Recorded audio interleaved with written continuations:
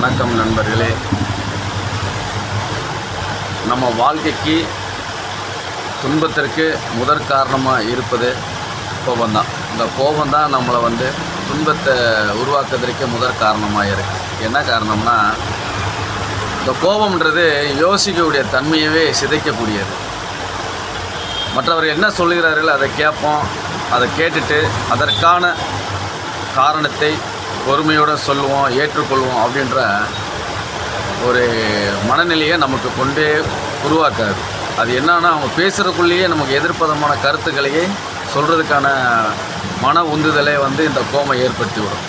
அதனாலே எல்லாம் பேசிட்டு எல்லாம் முடிஞ்சதுக்கப்புறம் நமக்கு ஒரு ஃபீலிங் வரும், ஐயோ நம்ம அவங்க அவசரப்பட்டு பேசிட்டோமே, அவங்கள திட்டமே, அவங்கள வருத்திட்டோமே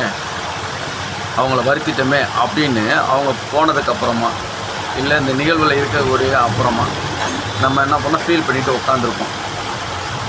அதனால் அந்த மாதிரி சூழ்நிலையை உருவாக்குறதுல நம்பர் 1 இடத்துல கோபம்தான்.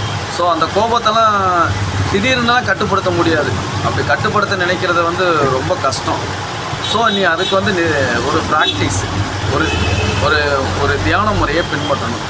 அந்த தியான முறையில் தியானத்தில் உட்காந்து நீங்கள் இந்த மாதிரி நிகழ்வெல்லாம் நடக்கக்கூடாதுன்ற உங்களுக்குள்ளேயே ஒரு விழிப்புணர்வோடு இதை செய்யக்கூடாது அப்படின்னு முடிவெடுத்து ஒவ்வொரு நாளும் தியானத்தின் மூலமாக அந்த கோபத்தை நீ கட்டுப்படுத்தலாம்.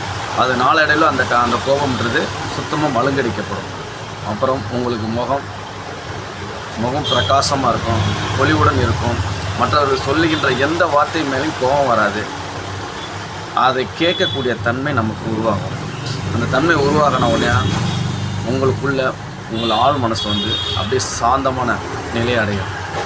அப்படி இந்த நிலையை அடைந்த உடனே உங்களுக்கு ஒரு சிறந்த விழிப்புணர்வு ஏற்படும். அந்த விழிப்புணர்வு மூலமா நீங்கள் என்ன நினைக்கிறார்களோ அதை சக்ஸஸாக பண்ணி முடிக்க முடியும். அதனால் முடிஞ்ச வரைக்கும் தியானம் பண்ணுங்கள். தியானத்தின் மூலம் கோபத்தை கட்டுப்படுத்த முடியும். நாளடைவு அந்த கோபமே ஒன்று இல்லாத அளவுக்கு நம்மளுடைய மனசு பக்குவப்பட்டு விடும். அதனால் கண்டிப்பாக எல்லோரும் தியானம் பண்ணுங்கள். நன்றி, வணக்கம்.